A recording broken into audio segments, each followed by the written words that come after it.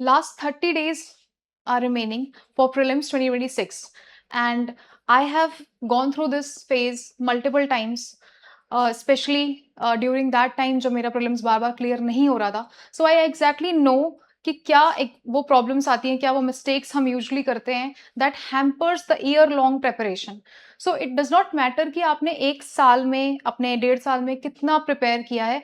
If at all last के 2 महीने या लास्ट का 1 मंथ आप अच्छा परफॉर्म नहीं करते हैं ड्यू टू सम रीजन, और you do not perform in the right direction, then it hampers your entire year वाला प्रिपरेशन.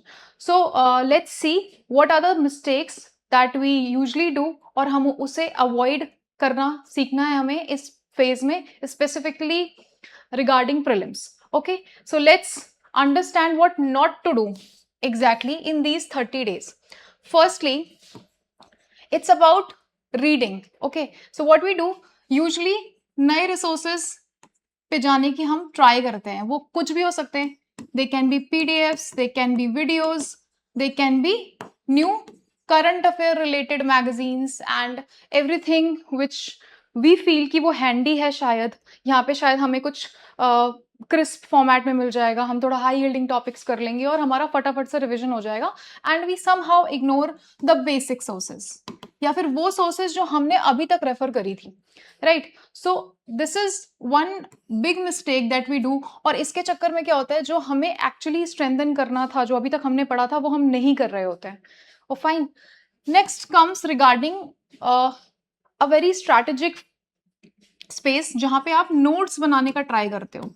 लास्ट 30 डेज में some people what they do कि हम एक नोट बना लेते हैं अभी, जो हमें प्रीलिम्स में भी काम आ जाएगा, हम लास्ट में 1 डे में रिवाइज कर लेंगे वो सब कुछ, और हम मेंस में भी काम कर लेंगे. But this is not the time कि आप एकदम एग्जैजरेट होकर के नोट्स बनाना स्टार्ट कर दो. No, you might make some micro notes जहाँ पे आप 1-2 चीजें जॉट डाउन कर रहे हो, बट एक इलेबोरेट एग्जैजरेट वाले नोट्स आप नहीं बना सकते इसमें. अगर आप उस पर फोकस करेंगे तो कहीं ना कहीं जो आपको बेसिक्स कर रहे थे वो आपसे मिस हो जाएंगे.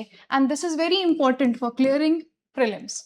Right, then comes overdoing some of the things, जैसे overdoing your maybe current affairs, है ना. करंट अफेयर्स पे बहुत ज्यादा रिलाई करना, या बहुत सारे वीडियोस आ रहे हैं तो हमें वो भी, ये मैगजीन भी कर लेते हैं, वो वाली मैगजीन भी कर लें, दूसरे इंस्टीट्यूट ने दी है maybe, and somehow you forget about the static and about your test analysis.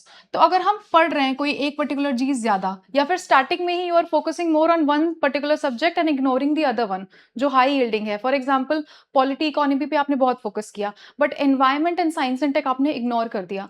तो आपके एक्चुअल डे पे जब आप क्वेश्चंस हैंडल करेंगे तब आपको पैनिक होगा, एंजाइटी होगी, and you will mark wrong answers. ठीक है, तो ओवरडू नहीं करना है किसी एक चीज को. सिमिलरली आपको टेस्ट को भी ओवरडू नहीं करना है इस टाइम पे.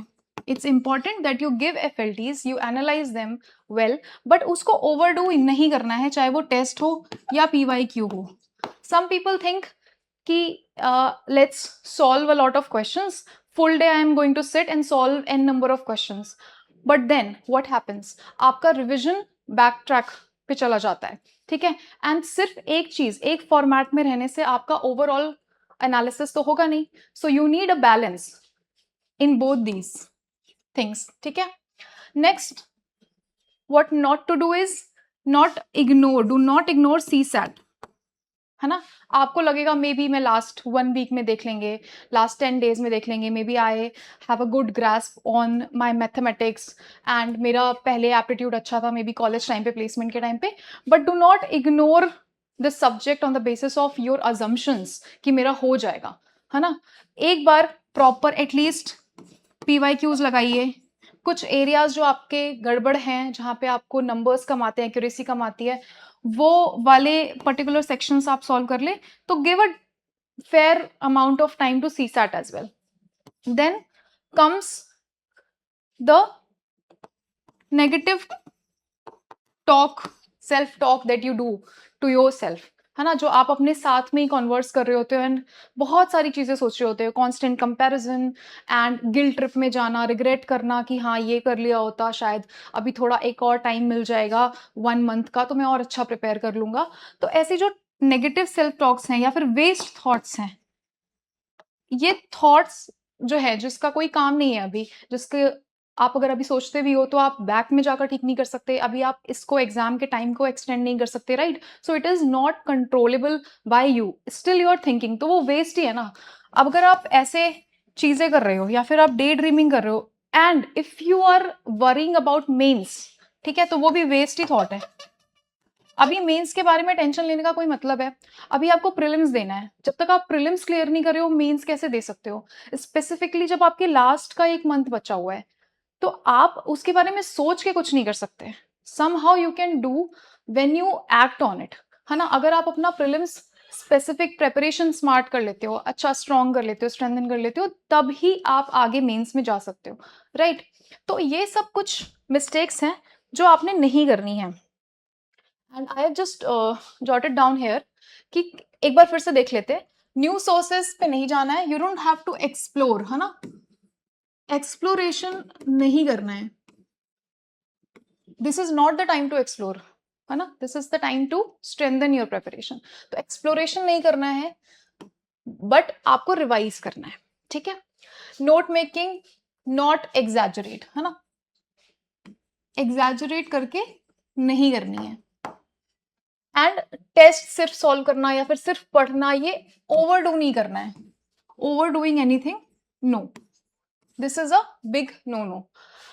Ignoring CSAT and then this negative thought या वेस्ट थॉट्स क्रिएट करना, अल्टीमेटली आपका यहाँ पे टाइम वेस्ट हो रहा है, टाइम और एनर्जी दोनों। मे भी हो सकता है आपने बहुत अच्छा प्रिपेयर किया हो, बट अगर ये वाला काम आपने किया इन दिस लास्ट 1 मंथ, तो आपको एग्जाम वाले दिन पता चलेगा कि एग्जैक्टली आपने अपने साथ कितना बड़ा धोखा कर दिया है, ठीक है? तो आपने करना क्या एग्जैक्टली, किन चीजों पे फोकस करना है? This is I call 3R strategy, specifically in the last leap of faith when we take this phase very seriously, ठीक है? तो अभी का टाइम वो नहीं है कि आप प्रॉपर एक फुल फ्लेजेड स्ट्रैटेजी बनाओ, एक एक दिन के रूटीन को बिल्ड करो। This is the time to act, मतलब पूरा ही टाइम देना है। अभी यहाँ पे घंटे आप ट्रैक नहीं करोगे कि इतने घंटे पढ़ना है, आपसे जितना भी हो पाए, आपके पास टारगेट्स हैं, आपको कंप्लीट करना है। You have to do your static, you have to revise from the test that you have given, उसके एनालिसिस, उसकी लर्निंग, वो सारी चीजें आपको करनी है, चाहे जितना भी टाइम लगे। और सोशल मीडिया तो भूल जाइए, है ना? वो नहीं यूज करना है। तो this is a time to be very intensive and please do revision number 1, and then you have to retain what you have read, and then reinforcement। क्या है ये सारी चीजें? when you revise here you are gaining the knowledge, ठीक है? आप बार बार पढ़ते हो, बार बार भूल जाते हो, but still you need to read it sometimes. तो यहाँ पे थोड़ा सिलेक्टिवली आपको पता हो कि आपको एग्जैक्टली किसके लिए पढ़ना है। तो रिवीजन आपको करना है प्रीलिम्स ओरिएंटेशन में रह के, ठीक है? प्रीलिम्स फोकस के साथ में आपको रिवाइज करना है अपने नोट्स से। तो अगर आपने स्पेसिफिक नोट्स बनाए हैं, वेल एंड गुड, नहीं बनाए हैं then you can refer to one PDF, जैसे आपके पास बहुत सारे लोगों के पास कोचिंग मटेरियल्स हैं। And if that is not possible, तो आपके जो बेस नोट्स है उसमें से ही आप आइडेंटिफाई कर लोगे through your test, through your PYQs कि मुझे किन चीजों पे फोकस करना है, ठीक है? तो सिलेक्टिव रिविजन करना है फॉर योर नॉलेज पार्ट, ठीक है? देन दिस रिटेंशन, जहां पे आप बार बार ब्रेनस्टॉर्म करके ब्रेक्स में, जितनी बार भी आप, है ना, रिफ्लेक्ट कर रहे हो, the reflection time that you have, उसमें आप याद करने की कोशिश कर रहे हो, ब्रेनस्टॉर्म कर रहे हो, तो ये रिटेंशन से आपको क्या आएगा? कॉन्फिडेंस। जितना ज्यादा आपको रिटेन रहेगा दिमाग में, उतना ज्यादा आप कॉम्पिटेंट फील करोगे, एंड जितना ज्यादा कॉम्पिटेंट आप फील करोगे, आप उतना ज्यादा कॉन्फिडेंट रहोगे, right? And then you need to reinforce whatever you have read, whatever you have retained in your mind। तो reinforcement कैसे होता है? अप्लाई करने से, यहां से आपके मार्क्स आएंगे, ठीक है? तो आपने जो भी पढ़ा है, जो भी पढ़ा समझा रहा आपके साथ में, उसको अप्लाई करना इज योर रीइंफोर्समेंट, ठीक है? तो इस पे फोकस करना है आपको, इन सारी चीजों पे फोकस करना है, whatever you are doing. ऐसा कोई आपको एक मैजिक चार्ट बना के नहीं दे देगा, मैजिक शेड्यूल नहीं दे देगा जो आप फॉलो करोगे। दिस इज द टाइम जब आपने बस इन चीजों का ध्यान रखना है कि मुझे ये करना है, this is my ultimate goal, ये तीनों चीजें। और ये करने के लिए जितना भी एफर्ट लगाना पड़े, जितना भी लगाना पड़े वो लगाना है. So be selfish. इस फेज में आपको सेल्फिश ही होना पड़ेगा. You need to take help, तो आप हेल्प मांगो. अपने पेरेंट्स से मांगनी है तो हेल्प मांगो कि ठीक है 1 महीने तक please don't disturb me. I did that specifically. जब मेरा पहली बार प्रीलिम्स क्लियर हुआ है उस टाइम पे मैंने अपने पेरेंट्स को बोला है कि प्लीज आप मुझे लास्ट 1 मंथ में कोई डिस्टर्ब मत करना. प्लीज थोड़ा सा कोऑपरेट कर लो आप. कोई मुझे बीच में नहीं उठाएगा. मेरे से पूछे बिना मुझे अचानक से कोई रैंडम काम मत दे देना कि ये कर दो, है ना. तो हैव क्लियर कम्युनिकेशन.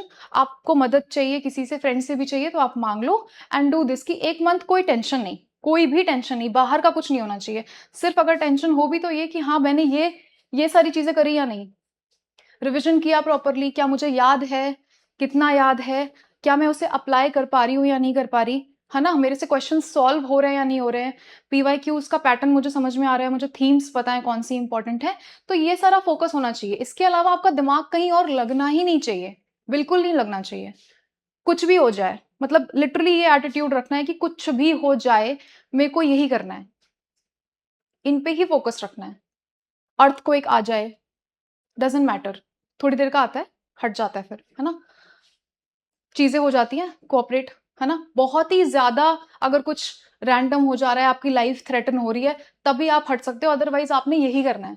तो ये वाला फेज सिर्फ फोकस करो अपने प्रेपरेशन पे, है ना. आपका करियर का सवाल है, आपने इतना टाइम लगाया है, इतना जो 1 साल 1.5 साल में भी मुझसे भी ज्यादा लगाया है ना. तो अपने टाइम को वेस्ट नहीं करना है. टाइम के साथ साथ आपने बहुत एनर्जी लगाई है, इन्वेस्टमेंट करी है, अपना अटेंशन दिया है, तो वो फ्रूटफुल हो पाए, उससे आप बेस्ट यूटिलाइज कर पाओ, इसके लिए आपको इन चीजों पे फोकस करना है. So try to do this. और जो मिस्टेक्स हमने देखी वो आपने अवॉइड करनी है, इनफैक्ट नहीं करनी है उसमें से कोई. अगर आपने वो सारी इग्नोर कर दी, एकदम डेडिकेटेड मैनर में ये फोकस वाला एरिया कंप्लीट कर लिया ना, then you will sail through आराम से. And then you will get the golden opportunity to write mains. And I hope you do this. I hope you are able to perform at your best on the D-Day. So let's do this properly, and I wish you all the best.